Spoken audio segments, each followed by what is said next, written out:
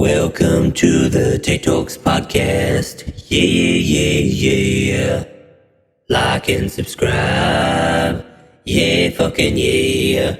Today I am here with Sean Rosea. He's a comedian. We're going to be chatting about that stuff. Once again, if you're watching on YouTube, like and subscribe. Goes a long way. Just like and subscribe fucking anything. Anything you see, just go fucking cocoa bananas on it. Thank you for all the feedback. It's been lovely. Still get messages each week about the podcast and people enjoying it. So thank you from the bottom of my fucking cholesterol-filled heart. Means a lot. Shawnee. Yo. Welcome to the podcast. Thanks for having me, mate. You're a comedian. How long have you been going for? When did you start? Oh, about 5 years, I think. What got you into it? I had a mate who left school and got right into comedy and was, shout out to Fabian Lappin, very funny man. He doesn't do any stand-up now, but he's written a TV show for SBS, Suspect Mustache, so check that out if you can. I don't know where you can see it these days, but it might be on SBS On Demand, but he's a very funny man, and he was a guy I went to school with. Really, I used to always go watch him at the comedy festival. Oh, really? And then I was involved in I was on the board of a charity, and it was, raising, money, the idea was raising money to then give to projects in third world countries for kids that have been, victims of, had lived in war-torn places. Yeah. So, sitting around in the, on this board of this charity, and we were throwing around ideas about fundraisers, and I said, oh, well, I've got a mate who does comedy, and he's got a lot of connections in the Melbourne comedy scene. Maybe we put on a comedy night and put it on, and it was great. 150 people turned up. It was the funnest night. I loved it as an audience member.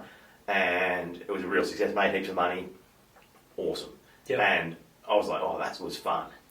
And then I put on another couple of nights, charity nights for different, I think for, footy clubs and hockey clubs and stuff like that, for different, things where people wanted to raise some money. I sort of became known to, I can pull together this stuff. Yeah. And then I'm like, no one's stopping me from getting up. No one's stopping me from doing this, so I just decided to have a crack. Yeah. And, of course, what you do for your first gig, you probably started in a similar way. You tell all your friends and that family that you're doing your first gig. Did not do that? Oh, didn't you? I did. And so I had, there's probably 100 people there, and 50 of them were there for seeing me. Yeah. And I think they were so shocked I actually said anything that they just laughed because I was up there doing it, and I got addicted to that. And then that was my best gig for a long time because that was an epic gig. And, and I think the guy after, I put myself in a lucky spot too. I don't think it was. I think it was just luck. Just put yourself as the headliner. Yeah. No, the guy before me. I put myself in a spot where a guy before me crashed, and I rode his wave, and then the guy after me bombed. So then it made me feel like everyone's like, oh, yes, I am the best. Yeah, because everyone's telling me but the guy after you, it's not like it was just everyone was hilarious. So it made me feel like, oh, maybe I'm really good at this, and then it was a very reality hit in very quickly after that. It's nearly, and you speak you hear about the top comedians of the world, and they're like, I bombed. I fucking bombed hard. I was going to quit, but then my mate was like, you should do it again. And I went, okay, and then I went okay for 4 years, and you're like, shit, I crushed the first time. You know what I mean? But then you're like, yeah, and then it hits you very hard, very quickly, and I think you take it worse.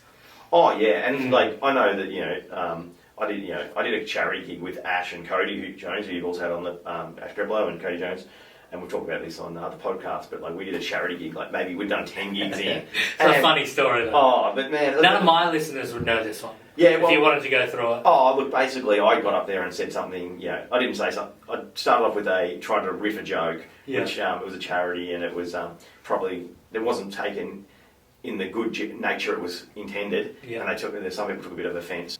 I was 10 gigs in. Yeah. 5 years ago. I wasn't great. I shouldn't have. But also, I went into that gig. It was just poor word choice. More but not actually malice. No, not at all. But that set off the gig to a bad start, and it's our first ever corporate gig, and we weren't ready. Which I think they're hard anyway. It was the sun was literally there was a glass room, and the sun was setting behind us, so everyone was looking into the sun. It was in the day.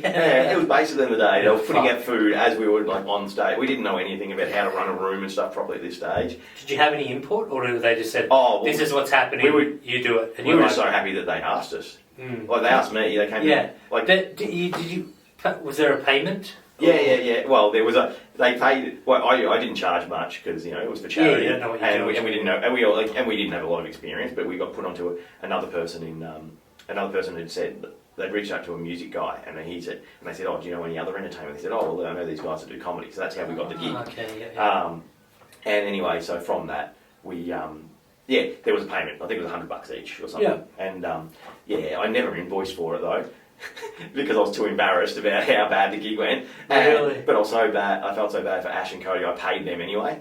And didn't tell I didn't tell them for years that I never invoiced the charity. So you just gave them $100 because you were too ashamed. Yeah, exactly. God, exactly. That's funny. So yeah, that was brutal. It was like a brutal start, and it was like the reality of it. Yeah. I don't think anyone would have done well besides an actual professional comedian that's gone through, knows what to do, and it's just like, don't and things that you think that would work 9 times out of 10, they probably won't. So go the safest route every time. And like so dumb that I was like, I'd done jokes once before that I took to that gig. I took to a corporate gig that I'd done once, and they'd work because it was in a bit of a piss, yeah. Yeah, and it was the right space for comedy and stuff. And I thought, oh well, that's rock solid now. That's gone in my hour solo. Yeah, that's road hard. That joke, I've done it once. That's the funniest thing about comedy, that you think that you're like, once you master it once, you're like, it's hilarious. Yeah. You go to any country in the world, if it's in their native tongue, they're laughing out of their fucking seats. Yeah. But it's not like, you can get lucky, and it's just because the person before you did a certain setup, and then it's like that one, and they're like, remember when that guy did this joke? Yeah. And you're just like, there's so many factors. Yep. Yeah. It's so funny. It's a hard craft. Oh, it's yeah. ridiculous. And I think that a couple of nights before this charity, it had Marty Fields, who's look, I'm going to say it, I don't care. I'm burning bridges here. He's hack. But he's an old school 80s comedian. Oh, okay, yeah. So but he was rode hard and he's doing dad joke sort of stuff. But they loved it. They loved him. Yeah. Hated us.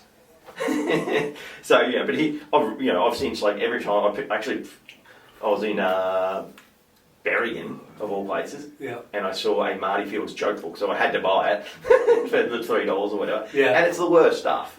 It's just corny stuff that probably stuff. Worked. Yeah, but but they loved him, and we just because he obviously I say it was shit, but he's got a stage presence. He knows what he's doing. He's a professional. Not what I want to do with my comedy, but that's the good thing about comedy is you hone your style and craft, which we'll go into a bit later because you do have a stage name. Yeah. So it's funny your style. Yeah. It's as just chatting to Ash, literally fucking an hour ago. You got to figure out what you want to do on stage, and it's so hard. And you're like, but if I'm talking about this subject matter and I'm not this type of person, it doesn't work. And audiences are pretty savvy to most shit, when you're as I made the comment just before about if you're super ripped and handsome and your jokes are about you railing chicks and people are like, I want you to fail, man. Yeah. I don't want to see you succeed. You win at everything. Or if they're saying, they look really good looking, they're saying about, it's so tough me dating. And you're like, oh, come on, man. It doesn't ring true. Yeah, if I'm getting up there doing shuckers like Reblo, people are going to go, mate, The last 5 minutes of the Ash was him talking about Tony Hawk. Yeah. They look at me and go, mate, you can't do a kickflip. You couldn't ollie your nan. Yeah. I'd say it's such a unique craft, but it's so hard, but it's amazing when you crack an audience. Yeah. Especially when you start and it's tough. I remember a couple of sporting clubs doing them, and they were just kind of I'm not really into this guy. Yeah, and then you're doing 10 minutes or 15 minutes, and you end up cracking them 3 minutes in, which is an eternity in stand-up. Yeah. But then that's a long 3 minutes. And then you finally get them, and by the end of it, but then you go back to that point, and you're like, remember when I couldn't make you fuckheads laugh? And then they're like, it just works. Yeah. It's such a strange thing, but it's so fun, but terrifying at the same time. Oh, definitely. I can't compare it to anything. I got nothing that I can compare it to because I don't think anything has there's no validation immediate like there is. You know what I mean? If someone doesn't like a song, they'll be sitting there just I don't know, I can concentrate on the guitar, the drummer's fucking awesome. But stand up, you need a certain sound, which is laughter. Yeah. Well, it's an immediate response, and like you can listen to a song 5 times, and maybe the first 4 times you don't love it, and then the 5th time it's like, oh, this has really got into me. You know, you go through a breakup and you're like, yeah, preach, Queen. it's a but with a joke, like and you've only also you got to change material all the time because you rewrite it a tiny bit and it doesn't. It's not a tongue twister, or it doesn't rhyme. That's when you write shit. If anyone is doing stand up out there or thinking about it. When you write your shit down on a piece of paper, always practice it out loud because you'll find that the words will just blend together and it'll be gibberish or it'll be like a tongue twister or a rhyme. And if you're rhyming, it just takes all the fun out of it. Yeah. Unless you're doing a joke about fucking rhyming. Yeah. But it's such a weird thing. There's those little things you learn or even like certain little like...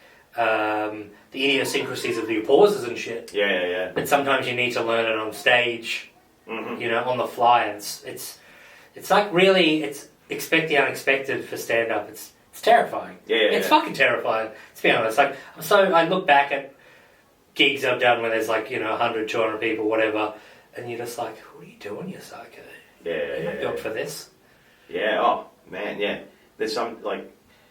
Yeah, the validation's great at the time when you get it, but if you don't get it, it's also then it makes you question everything as well. Like, so it's the highs and lows, but and I think you just got to get a thick skin. Yes, and it's probably there's no one who's gone far that doesn't have a thick skin. Yeah, and you got to get a thick skin. You got to also like do it for yourself. That's what I've learned. Like, and I do better material that I like more if I'm doing it for myself, and like what the audience response is like hopefully there'll be an audience. If there's an audience out there for it, great. If there's not, well, that is what it is too. Like, but do what I want to do. I think it's more. If it's more as lame as this sounds, but if it's a bit more from the heart, you don't stumble and bumble. It's like when you've got a funny story, and you just nail it every time because you're like, I'm reliving this in my head. Yeah. But if it's fabricated, fictional, you're just like, and then was it a cat or was it a dog? Yeah. It's very strange. And then you'll start to second guess yourself. You're thinking, oh, what do they want? So I'm going to... And then you start being disingenuous, sorry. And then if you're disingenuous, like people can smell fake. Yeah. They can smell it on you and it goes bad, so... Yeah, and as I think the point you touched on too is there's different audiences. Yeah. Like you don't realise that when you start. You're like, they're not all the same. It's like, no, you can go into like a different progressive suburb and stuff that worked... Let's say at a footy club is definitely not going to work in fucking Brunswick. Yeah, you know what I mean? Some stuff may, but there's some stuff where they're just like, nope, you lost me, and then you've lost me. To lose an audience and to get them back, that's some real fucking pro shit to do. Oh, yeah. It's like, I don't think I've ever done that in my life. I mean, start slow, but no, not lose them. Yeah, not lose them. That's, and there's people like Stuart Lee who does it on purpose. Yeah, like he plays around with that. Like that's his fun. He used to play with the idea of splitting the room or losing the room and then getting them back, and purposely just saying things on repetition just to, become boring. And just because that creates tension as well, and that's what comedy is. It makes me feel build tension, weird. break tension. Yeah, it makes me like when I watch his stuff. When I know he's fucking doing it on purpose, but it makes me like, like I don't like. I'm just like he's losing it. But then he comes back, obviously, he's a fucking star, but it's such a strange mentality towards it. But I think he talked about the audience stuff, like he said, his aim was just to get 10,000 people, I think it was like 10,000 people who would spend $20 each. Yeah. And whatever the max is on it, $200,000 a year, whatever that is, he goes, that's a career. Yeah, If I can get those 10,000 people, like, that was his... thinking, like, I don't need to be, that's what he does. He doesn't do talk shows and all that sort of he doesn't do all the, like the panel shows and that they have in the UK. He just does his stand-up. Yeah. And he's like, well, that's what he likes to do. And, he did a, different version, like a stand-up show, like a show that had some stand-up and had him talking to a psychologist. It was also really good, but he didn't do the main thing. Okay. He did his own thing. Yeah. He just does his own thing. He's very... Yeah, and I think you've got to be particularly skilled to get away with not, marketing yourself like on social media and doing all the different things that, that you do, like, and someone who makes panel shows or whatever, all the different ways you can promote yourself. Most people need to do all of it, but if you're good enough like him, you can probably... But he's not really marketable though, is he? Because he's, as he said, he's only going for the 10,000, which he would have more fans. Oh, of course, for sure. Yeah. But it's still compared to someone like Jimmy Carr or whoever. Yeah. Like, you're like, nah, you could sit down and probably he's going to win you over with some jokes. But I think Stuart Lee is like, people are going to be like, I hate this. I don't like this. I want a joke fucking every 15 seconds where he will just talk for 5 minutes and then boom. But that's a good thing about comedy. It's so subjective, so unique. You can do whatever you want. Yeah, and I like to think of that as as a bit of a model. So we'll go back, like, you started doing stand-up and you do have a fucking a stage name and stuff like that. What is the fuck is that noise? Oh, something's on fire outside? I don't know. Don't know. But with the so you've got a stage name? Yeah, Poppa, yep. Yeah. So was that like how did that come about? Oh, I think I just wanted to, I think it was just trying to define myself how I wanted to. Yeah. So take it separate from my personal life and stuff like that. Yeah. It was I think it just made it easier, separation. This is my character on stage. Yeah. Character's king, Yeah. So I was able to create the comedy character. Yeah, yeah. And it's different to me. Like, still it's got a lot of me in it. But Yeah. It's still very much like it is I suppose you would act a bit different. But like, like it is a character, as you say. Yeah. So like it's an exaggeration. Yeah. Like it's me at my stupidest.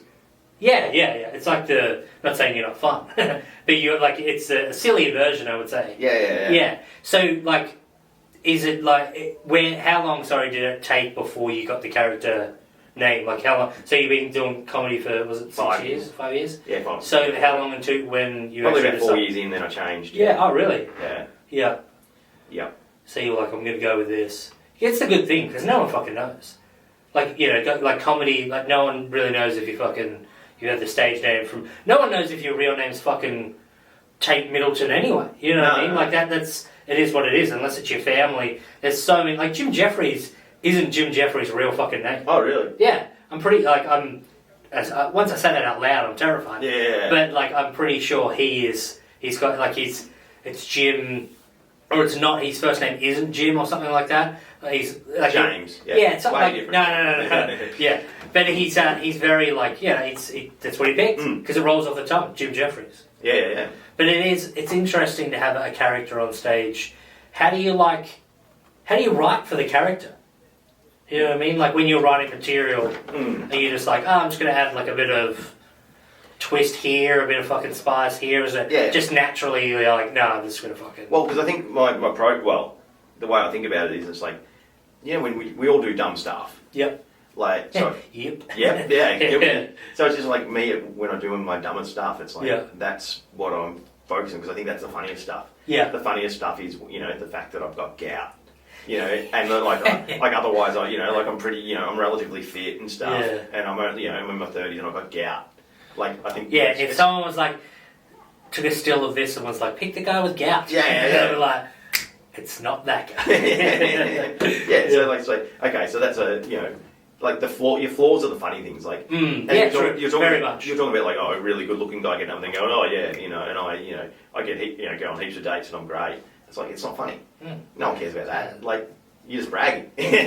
So it's like, you got to find the things about yourself that are like, I don't know, just even like, we all do it, like you misspeak or you misunderstand the meaning of a word. And so it's like, okay, that's the comedy for me. Yeah. And that's Poppa, so it's not me when I'm being serious or I'm, because, in other parts of my life I can be smart.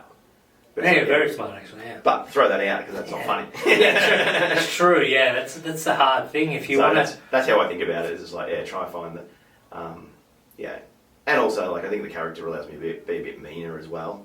Like, usually, being meaner on myself, meaner on my family members, Yeah, I was going to say, you talk about your family members a bit. Yeah. Have you had any backlash, or are they like, no, I don't give a fuck. Like, just do what you're doing. It's not... We know it's not fucking... You're not trying to be malicious. Yeah. I think my nonna was a little bit... Like, sorry, nonna. Yeah. So, she was a little bit, but... Yeah. Have most of your family members that you've spoken about seen your stand-up? Yeah. So I think that's the key, is like, to only talk about things that you'd be willing for them to know anyway. Yeah, true. So it's not like, and most of it's exaggeration, Yeah. And it's not really that, like, it's not saying, they're an idiot or they're, they were mean to me. Just certain things, yeah. Like I just I talk about my dad being a pig farmer and stuff. Like, yeah. So it's like I just knew like okay, that's not many people have a parent who's a pig farmer. It's true. That's got to be funny. Yeah. You've got to think about it long enough. There's going to be something funny in that. Yeah. So when I'm making jokes about that, like Dad doesn't take offence. Yeah. Like, and the other, actually, I don't know if this is funny, but the other day I found my birth certificate. I was going through like my filing, whatever, and on my birth certificate it says, like it says your mum, occupation, and she was like, retail assistant or something at the time, and Dad, Rob Rosea, occupation, pig farmer. It's like, and I was just thinking like, there's a meme or something in that, I reckon. Yeah. Just something like, I want a good dad and I want someone who can provide me bacon every day. Why can't I have both? Yeah. What's I can't remember the Spanish word for that. I had a point to your thing that I just can't fucking remember off the top of my melon. Oh, I was talking about talking about my family. Oh, sorry, the certificate. The birth certificate. My mum, who is 63 years old, this year found out that she had a hyphenated first name. What? Yeah. I, at 30 years, found out my mum's real name. And I see that bitch every day. There's not an estranged mum. It's like, no, she didn't know her fucking name. Well, that's crazy. Yeah, no. All it was just a little fucking hyphen. And she didn't fucking spot it properly. And forever, they've said, like, what is your name? And she's like, fucking Cheryl. And then, what's your middle name? And she just wrote Anne. And then Middleton. So she just doesn't have a fucking middle name. It's Cheryl Ann is her first name. Yeah. And then Middleton. Look her up if you want. She doesn't have any fucking social media, so go nuts. But my dad doesn't have a middle name either. Yeah. So, but she did. And then she was like, talking to my grandma, who was like, is my name, like, first name Cheryl Ann? And she was like, yeah, you fucking dope. Yeah. She never knew. Yeah, she never knew in her fucking whole life. Like, wow. It was just because she had to do something, saw her birth certificate, and she was like, that's not a fucking, there's no dash there, that's a fucking, it's a hyphen.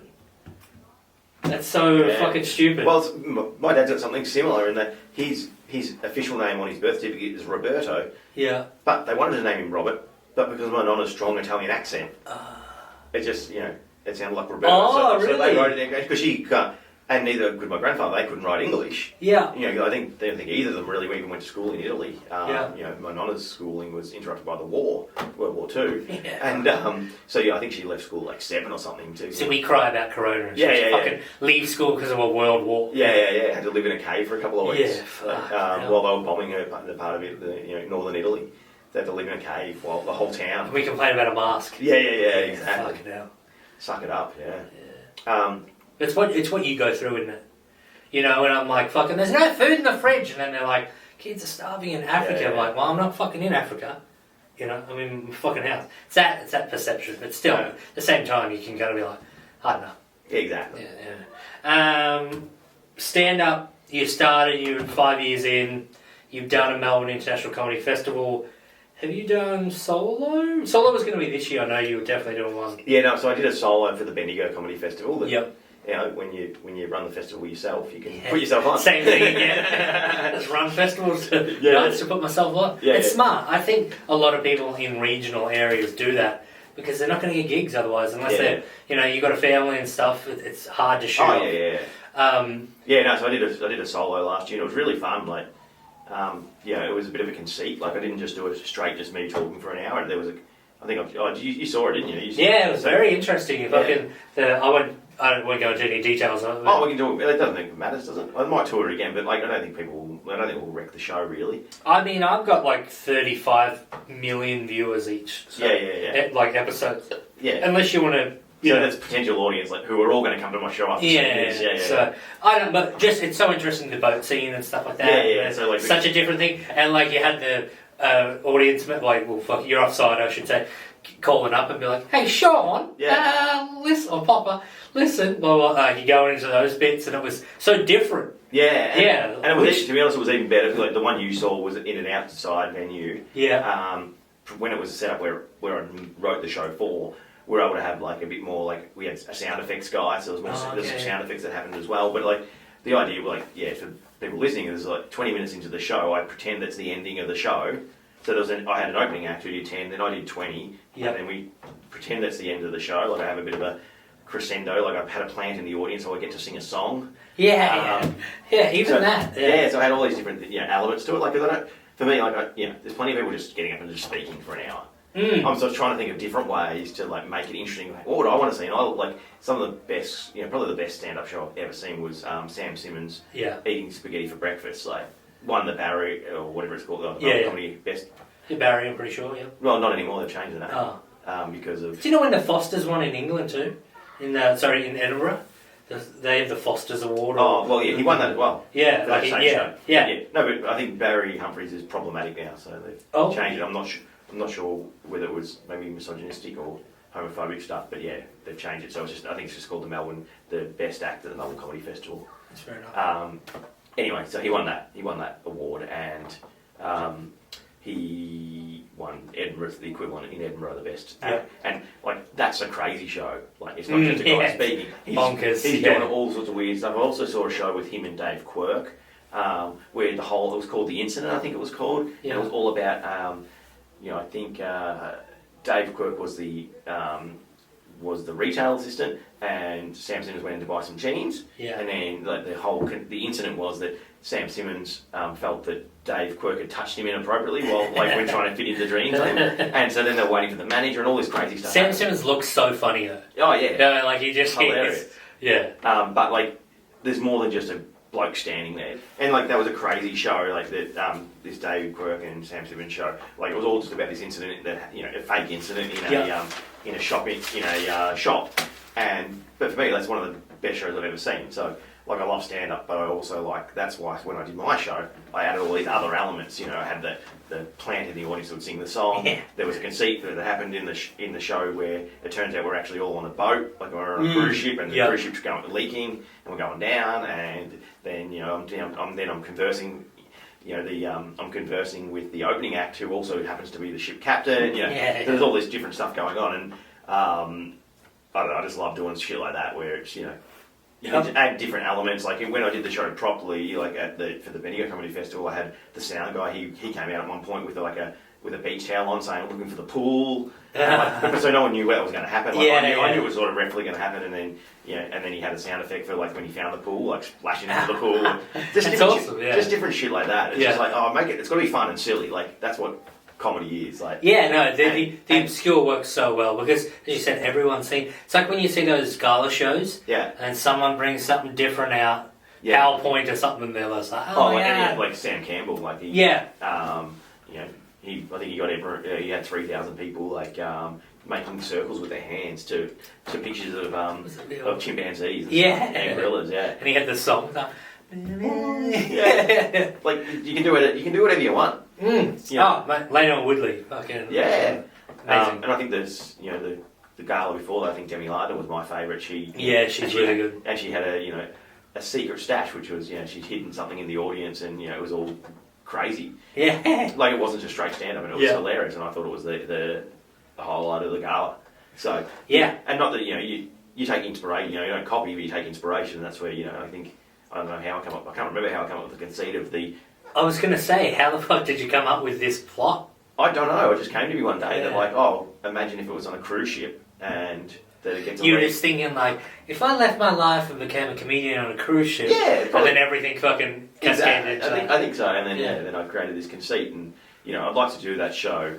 Like, I was going to run it into Melbourne, do it at Melbourne Comedy Festival this year, but then coronavirus hit, so that was cancelled. So I'd love to have another crack at that. Well, I mean, cause I feel like that show, like, that I've only done twice properly. You could easily do that again, and it's only going to get better with more goes. Yeah, true. And more elements. I want to go back and review it all. Put more elements into it. Yeah, that's what I was going to say. The 2021, if it goes ahead, Melbourne International Comedy Festival is going to be amazing. Yeah, feel it. Nearly 2 years realistically of material, and they're just going to hone it to drop shit parts, put in better stuff. And everyone will be coming over because they're like, we need money. Yeah. Everyone's in the same boat of like, I wasn't working. Mm-hmm. I got to do every festival. So if they skipped the Australian ones, Yeah. now they're fucking here. Oh, so what you're saying, there's going to be more competition? It's going to be harder. Yeah, but that's alright. Who cares? It is. When I didn't touch on this with Ash, but you were going to do this year, obviously at the fucking Melbourne International Comedy Festival. It's a fucking mouthful. MICF. How do you go about getting that? Like doing it? You know what I mean? Like, so like I don't even know. I've done fucking stand up. Like, so how do you? Oh, you can just register a show, but then you've got to find a venue and. So, okay, so like, you register a show. How much is that, just roughly? Like $500. $500. Does that get you into the paper, into the little magazine? Get you in the magazine, okay. And then you've got to find a venue. So that if you're a bigger name, you can get a festival managed venue, which is obviously better. You're going to be closer to town hall. It's going to give you more. They do more promotion for you and stuff, and you're going to get better opportunities. Yeah. So that's where people want to build up to get a festival managed venue. But there also is a lot of independent venues, and it's just people like when I did show with Cody and Ash in the past. It was just a guy we knew who we'd done gigs in his room in Melbourne. So we're like, and he was running independent venues. So we're like, hey mate, we'd love to do it. He's like, yeah, that'd be great. You guys had like sell out, didn't you? A couple of shows. Oh yeah, we had I think our basically Thursday, Friday, Saturday. We only did a week run. Yeah. So it was pretty funny. We actually had our venue. So we did the first night, a Tuesday night. It was a tough night. Yeah. It wasn't great at all. Then.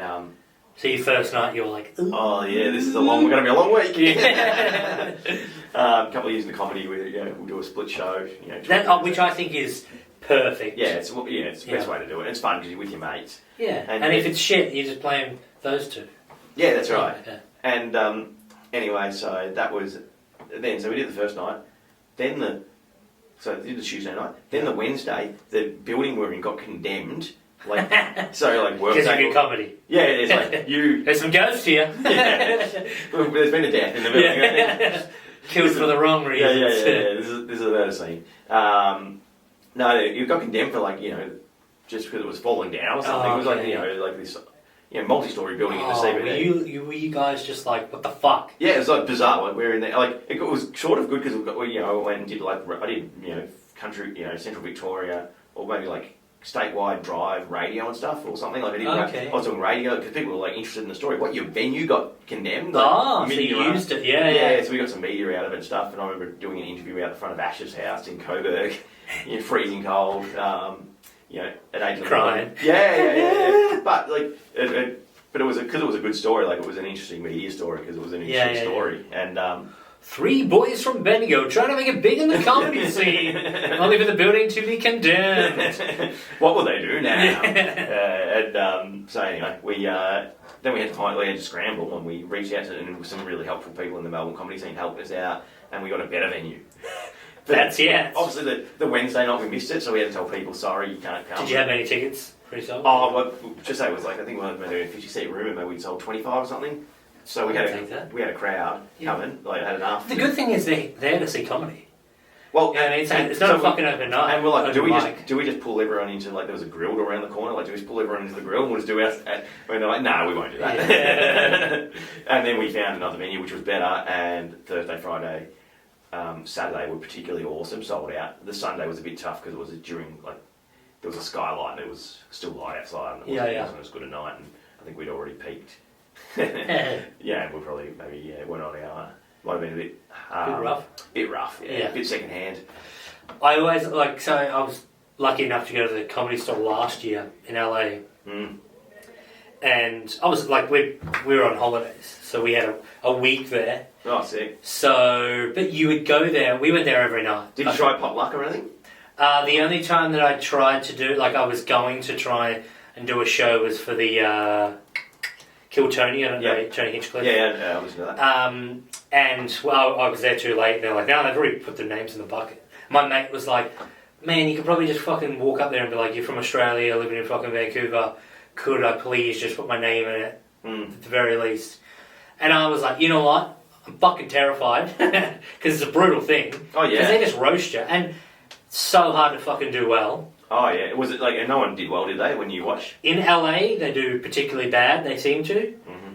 I saw it first time in Vancouver, and they all went really well. But there was, say, 250 or 300 people in LA versus over 1,000, I think, in Vancouver. And it was like 9 out of the 10 people that got up there, because they only do 1 minute of stand-up. Yeah. I reckon probably 7 of them did really well. Yeah, wow. Better than you've usually Did seen. you put your name in for No, I didn't even know. Like, I was just like, I hadn't done stand-up for like fucking year type thing. Yeah. That's my issue for like I've done stand-up, missed like heaps of years from just not being a lazy fucking sack of shit. This was my year. I was like, moved to Melbourne, fucking do this. Here's Conor McGregor, you remember a season, comedy season. And then all of a sudden, the gods were like, you know what, we're going to condemn the world. Yeah. But so going back to that story, when going to the LA, the fucking comics, the comedy store, every night you see the same comics doing 15 minutes, and they're there until 3, 4 a.m. in the morning. Wow. So you're like, oh my god, and they're drinking. The comedians are. Yeah. So you're like, shit, like you guys, you live a different life. Yeah. And then it's like, oh no, this is what you do in LA. You fucking graft like there's no tomorrow. You're in there in the trenches like Ash. Yeah. But there until wee hours of the morning trying to fucking little sneak, like, you know, fucking rub shoulders with the big dogs. And somehow fucking Joe Rogan's like, hey, I really like your set. And you're like, okay. Yeah. You know, and it's so weird. You walk around, I think we were there for the week, and we probably saw like 8 people who have Netflix specials. Yeah. It's like $20 a ticket. It's fucked. So good. Hey, but you sit there for hours and just watch everyone. Yeah, we were there from probably 8 a.m. until 2 a.m.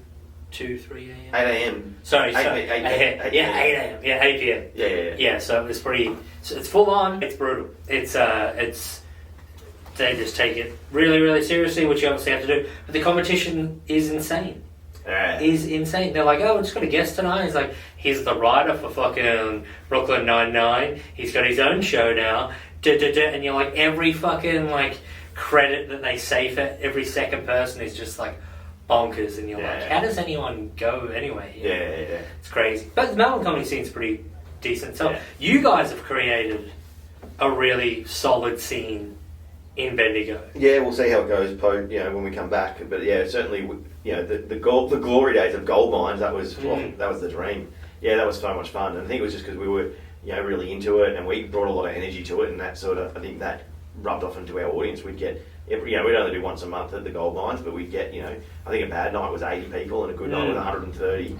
Yeah, and you had big fucking acts. Yeah, we had good acts, and they loved, people, they were happy to come and do it because it was a good room. Like, if you run a good room and, the pub was good to us, they would give food and some drinks to the comedians, plus, because we were getting ticket sales, we'd be able to pay them, Yeah. And, it made it was, we looked after them. Like, I think that's another key. Yeah. If you're going to run gigs, look after the comedians, because... well, that's you got to wheel and deal with, and it's hard. Well, it's just like, if they're happy, the audience will be happy. If the comedians are, there's some people who take the piss and want to, abuse it and drink too much or whatever, and you just go, well, okay, you won't be booking you again. But most people... Good thing is everyone's usually driving. Yeah, well... like so they can't go there and get fucking sloshed. Yeah, look... For the most part. Yeah, well, they'd also, the pub would also give them a room as well, so sometimes people would stay up and, kick on and have a night out, which is, good on them. Yeah. So, but most people, 99% of people, comedians, they're professional and they respect the fact that you've treated them well. You paid them, you've organised food for them, you've organised a bed or whatever. You run a good gig, runs tight with an audience, all that sort of stuff. And it's a good night too. It was Thursdays, wasn't it? Yeah, it's Thursdays. And it's not in getting into their like fucking peak busy Friday, Saturday, Sunday if they've got corporate or sporting clubs. Exactly. It's just perfect timing. So but I think that was key for us was treating the comedians well, because if they're happy, if they're in a good mood, they want to be there, they think it's a good gig, they're going to put on a good show.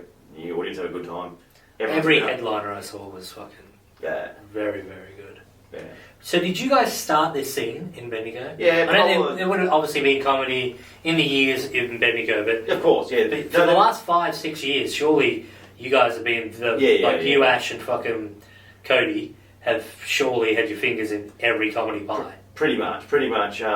Before, when we started, like Cody and I met each other at we did the opening, like they had a gig that was run by the Comics Lounge, I think, or sort of as affiliated, so lightly affiliated with the Comics Lounge at the Shamrock, and that's where Cody and I met. Shamrock is a great location. So you just hit up the guy that ran it, and they would he'd put you on in the first bracket, and Cody and I went, and you know, we're like, oh, sick, someone else who wants to do comedy. Great. Yeah. So we just gravitated towards each other, and we met Zach Storer, who's sort of stopped doing it now as well, but he was a good mate of ours, and helped us out with the gold mines and that.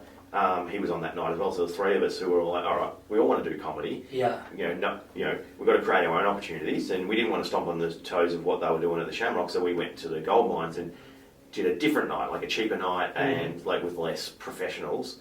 But then it turned into, then the Shamrock ended up ending anyway, and because the person who was running that, he moved away. Yeah. And then we sort of upped our game, I guess, as well to fill that gap in the market. And there's been a few other people who've tried stuff as well, but you've kicked them out of town. Yeah, we chased them out. Yeah, that's fair enough. Cody's been doing his Brazilian jiu-jitsu. Yeah, just training. Yeah, Jimmy crewed onto the fucking. Yeah, that's right. So he doesn't do comedy, but he snaps necks. So with the scene and stuff, you guys have fucking obviously created. Do you have any kind of like, before obviously fucking COVID, did you have any ideas of like where you were going to take the scene? I know you got like a comedian stuff now, which is awesome. So were you like, all right, like next year, let's obviously are you responsible for the Bendigo fucking festival? Yeah. So we've set up our own, not-for-profit business. I'm the president, and we've got president, CEO, treasurer. We've got a board basically. Yeah. And that's you. we've got like four of us that make most of the decisions, and like we've got basically all the comedians are basically part of the association. We all come together and have our monthly meetings or whatever, like the boring shit. The comedy admin.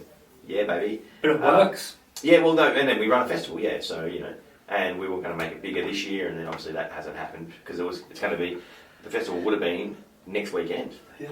So how many steps you got, mate? 11,932. Not bad. Active minutes? Oh, fuck, mate. So we've set up. We set up. Like that was always a dream of mine, to set up a comedy festival, which we've done. We've only run 2, and then this was going to be the 3rd year of it. So we're growing it still, and we made it later in the year because obviously a lot of we didn't want to Melbourne's festivals in March. I think there's the Adelaide festival before that. Yeah. In and they do the road shows and shit. Yeah, and in January is Perth. There's Edinburgh, which we're not that we're competing with Edinburgh, but we can't on the next Edinburgh. Yeah. But in terms of when comedians are available, they might be travelling. That's in August, I think. So we did it in October, start of October. It's like the sun's coming out. That's when we decided to run our festival. And we've had 2 good years, but now we've had to have a year off. But it is what it is. But what are you going to do? That was where we want to take the scene. That was always a dream of mine. Once I got into it, it's like, Bendigo should have its own comedy festival. So do you enjoy the background stuff a bit? Mate, just organising the building empires over it. Building empires. Yeah, no, I do. I like putting on something for my town. If I'm not doing it, maybe no one else. And it's the same with Bendigo's got a huge blues and roots festival. Yeah. And it's being driven by there's one, I guess, a face of it, in Cole Thompson is sort of the face of that festival, but he's also got a bunch of, hard-working volunteers that support him. But it's, if they don't, if it's not him and his bunch of volunteers, the people that run that, it's not going to happen. Yeah, true. So it's, there's probably 40 people who, it's a much bigger festival than ours, but, 40 people that make that happen. There's other cool stuff going on, like Bendigo Beer on the Hop. There's people, the Bendigo Beer Association, I know people on that board as well. Yeah. And they've created this great beer festival, Bendigo on the Hop. So it's just like, if you want to if you're going to live in the country and you want to have interesting things and not have to travel to Melbourne all the time, you got to sometimes do them yourself. You got to sometimes do it yourself, which is a challenge. But want the job done right, you got to do it your fucking self. Bloody out. Yeah. Bloody out. It's like that's how scenes get built. Yeah. And hopefully we can be something. Yeah. It's very interesting. And it's going to be something different as well. Something like you've learned too, going just from comedy to be like, no, I got the managerial side, I know how to make money, I know how to run festivals, I know how to fucking email fucking pedantic people like managers. How to negotiate with people that have got proper managers, not just the comedians themselves. How to putting out press releases, doing interviews. all that sort of, like, there's so many skills to Yeah, it. true. Negotiating, like, using your networks. We're pretty good, I think, at, utilising our networks to, like, go, oh, yeah, we know someone who works at the radio station. Hey, what can you do? What rate can you do us for some ads? Yeah. Boom, let's do some ads at the radio. Let's do this, let's do that. And, yeah, it's, like, it's sort of fun. Like, if you're doing it with your mates and you make it fun, like, we're running a comedy If festival. you share the load as well, a bit. Yeah, share the load. But also, it's got to be fun. Mm. Like, if it's stressful, why are we doing it? Because, like, it's a comedy festival. It's not life or death. Yep. It's a bit of fun, and make it fun. Have a good time doing it. Or if it's not fun anymore, stop doing it. Who cares? Or COVID happened. You can't fucking Yeah. What I wanted to touch on is with your job. We're not going to go into that at all, but there's certain aspects of your job that you can't talk about at all on stage. So, how does someone like yourself get into comedy? So, if someone's out there and they're thinking to themselves, I would love to get into comedy, but I don't think I'm allowed to. How did you get into it? Through work, I mean. So yeah, well, I guess, in a previous job, I just had a close relationship with my boss, and just told her that that was my plan, and she trusted my values and ethics, and I wouldn't do anything that compromised her. Yeah. So she's like, send me every gig. Yeah. So I'll tell you, not funny. Well, listen, the shit that you're saying is fine against work, but it's not funny. Yeah, it's not funny. And in my current job, I've got a contract with my work. Yeah. Like, I've signed it, through a process at work. You can, if you want to earn money outside of work, you need to declare it, and so I've got a contract with them. Yep. I think it's for 2 years, so I think it ends, maybe the end of next year. Yeah. That I'll have to update if I want to keep doing it. Is that forever? So obviously, like I have no idea. No, the contract's not forever. I don't know. So with if I stay in my current job, yes, I would have to always. Yeah, but if even let's say 5 years time, is there a time when it lapses when you can now talk about? So I had Cody on who hasn't done his. I wouldn't talk about it. Yeah, it's just not. I don't know. I think for me, I'm What's it called? The statute of limitation? No, yeah. Stealing. I just wouldn't do it. Yeah. It's I don't know. I hold professionalism is important. I mean, it's not a very fun answer. Yeah, no. Yeah, no. I just really wanted to it's nothing in my world that can get cancelled besides the dot. Yeah. Cancel the podcast if you want. What else have we fucking got? Have you ever had any backlash of jokes besides? Nah. Not from family, not from. Nah, not really. Nah, it's all been pretty fucking cruisy. Yeah, like only the backlash is people not finding it funny, and yeah, that's right. And then you go, oh, I've got to fix that. Yeah, with I was gonna new material for me is always interesting. Yeah. I'm a lazy sack of shit that does the same jokes I've been doing for 5 years. Yeah. And then fucking sprinkle in a new one. Yeah. How do you go about your new material? Because you've done, as you said, you were doing the Bendigo Festival, you're doing the fucking Melbourne International Comedy Festival. How do you work out your new material to put in that hour or 50 minutes, whatever it is?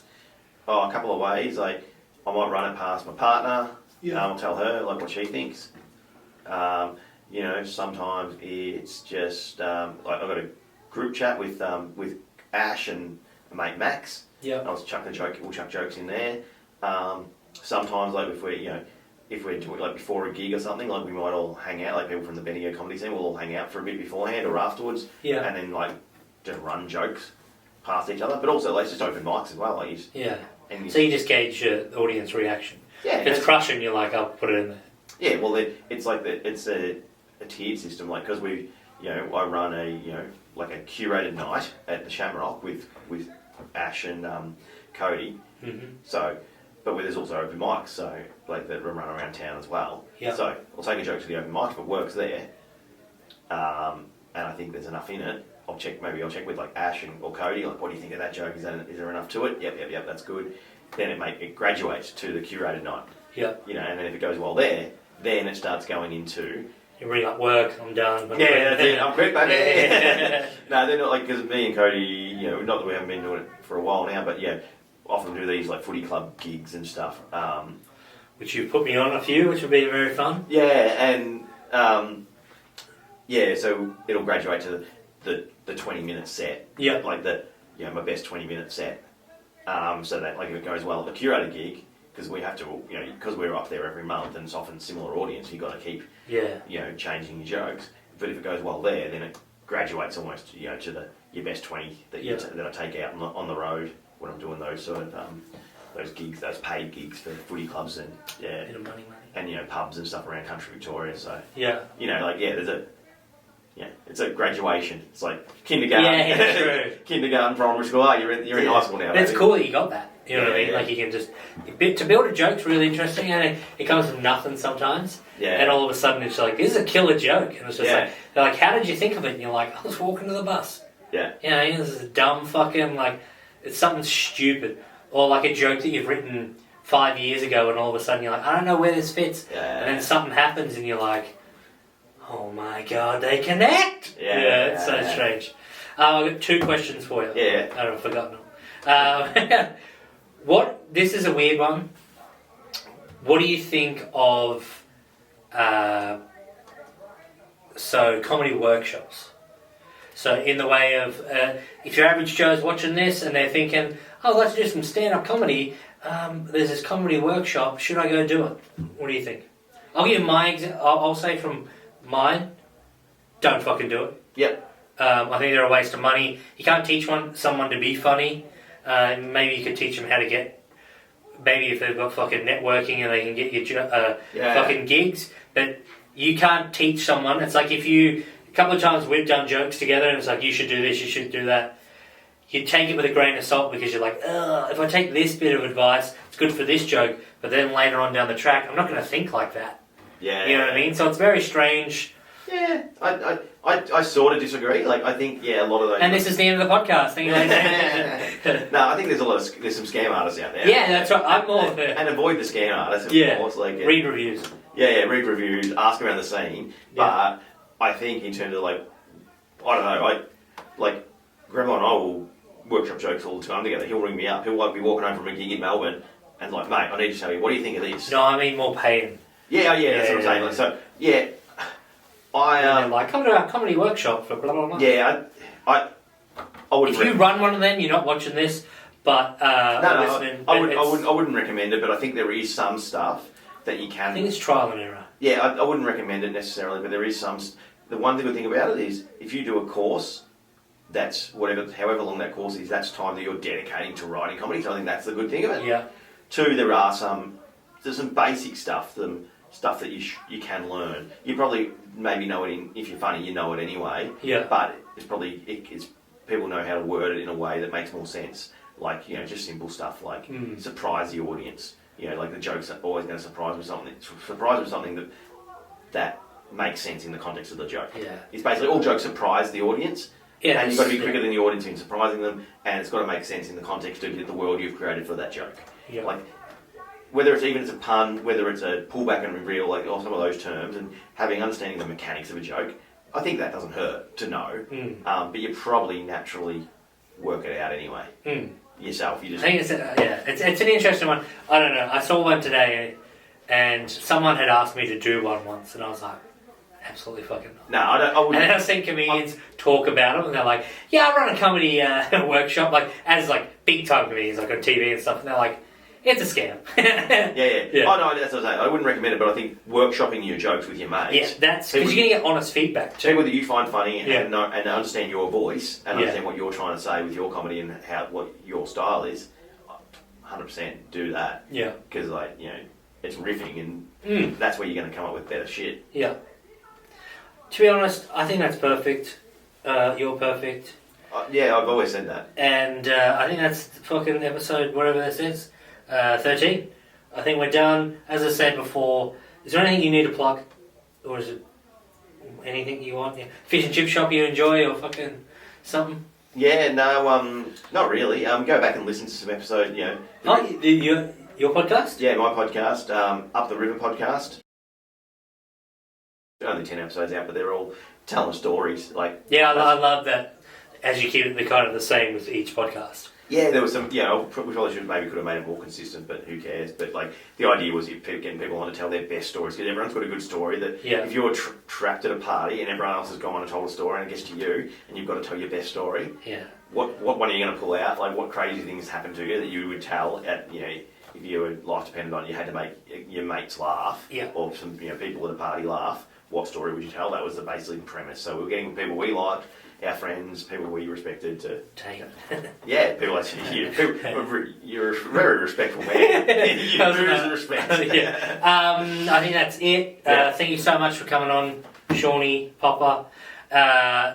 Check out his fucking podcast, Up the River. Hopefully you make some more soon. Yeah. Thank you guys. Tune in next week. That's the end of the Tait Talks podcast. Yeah, yeah, yeah, yeah, yeah. Motherfuckers.